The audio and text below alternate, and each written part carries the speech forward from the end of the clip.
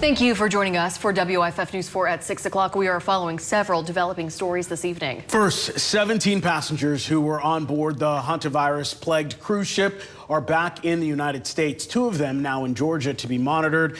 Another story, we are following the push for redistricting in South Carolina. And we begin with that push in Columbia. State House lawmakers seriously considering redrawing the lines to determine who represents us in the U.S. Congress. Our Peyton Furtado is breaking down the changes and what this would mean for voters in our area. Peyton. Nigel, Sydney, thank you. Let's take a look at some of the changes we could see. Let's specifically look up here in the upstate, right?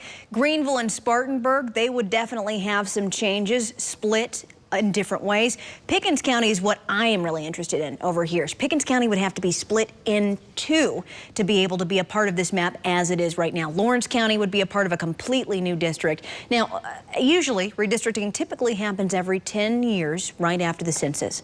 I asked, why could it happen right now? The Supreme Court of the United States basically said that in the last week or two, that you cannot redistrict, you cannot draw lines primarily on the basis of race.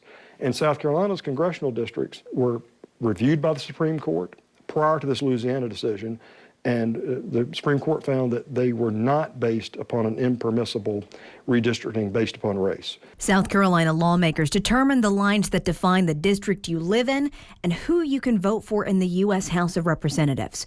Redistricting right now, according to Senator Jason Elliott, could have massive impacts.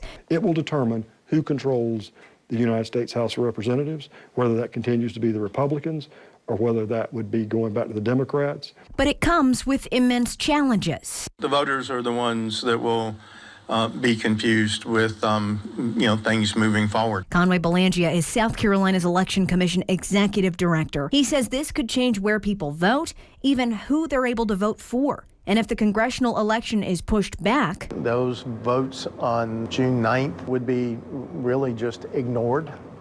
The primary would be in August.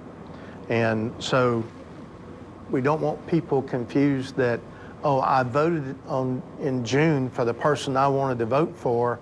I don't need to go in August. No, that's not the way it works. Also, this special election isn't in the state budget.